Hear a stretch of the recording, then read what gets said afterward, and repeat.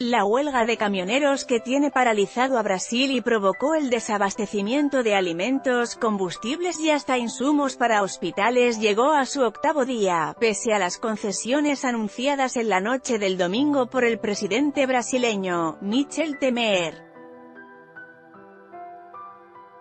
Una gran parte de los camioneros mantuvo sus vehículos estacionados en las carreteras este lunes y bloqueado parcialmente importantes vías, pese a que los dirigentes sindicales que negociaron con el gobierno anunciaron anoche que recomendarían el fin de la huelga tras las nuevas concesiones anunciadas por Temer.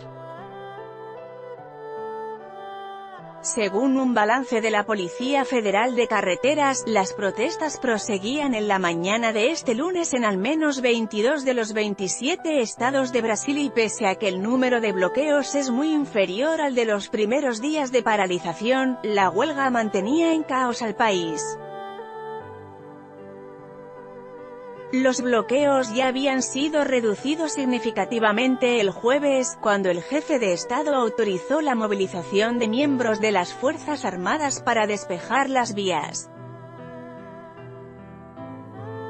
En gran parte de las grandes ciudades de Brasil los puestos de abastecimiento continuaban sin combustibles, los mercados seguían sin recibir alimentos, los hospitales operaban en régimen de emergencia y las universidades y escuelas anunciaron que cerrarán sus puertas a partir de este lunes y hasta nueva orden.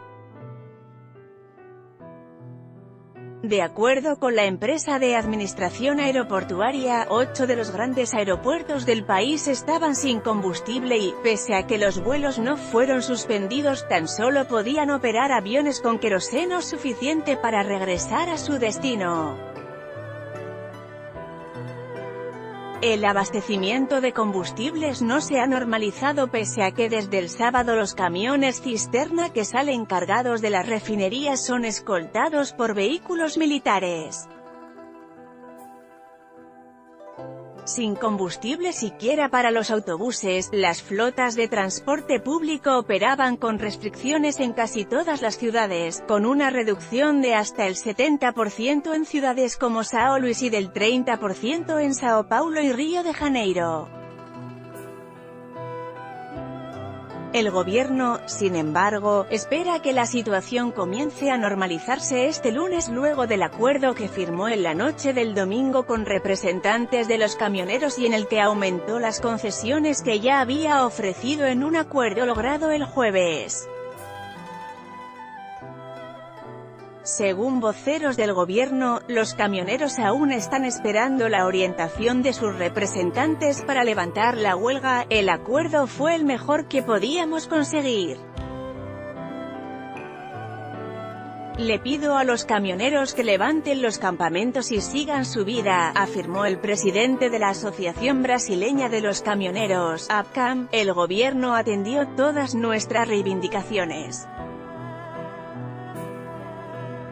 Recomendaremos el regreso al trabajo, pero el fin de la huelga va a depender de las asambleas que realizarán los camioneros en cada uno de los campamentos, dijo el presidente de la Confederación Nacional de los Transportadores Autónomos Dilmar Bueno. Temer, en un pronunciamiento que hizo en la noche del domingo en cadena nacional de radio y televisión, anunció nuevas concesiones del gobierno para poder poner fin a la huelga, entre las cuales la reducción del precio del litro de diésel en 0,46 reales, unos 13 centavos por los próximos 60 días. Los camioneros habían rechazado el acuerdo anterior por el que el gobierno se comprometió a reducir el precio del litro de diésel en 0,23 reales, unos 7 centavos por un periodo inicial de 30 días.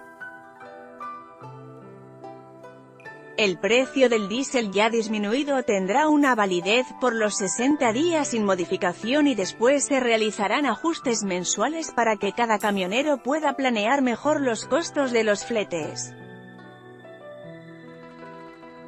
Para lograr el nuevo precio del diésel, el gobierno eliminará uno de los impuestos que inciden sobre el combustible, con lo que la disminución final será de casi un 20%, el gobierno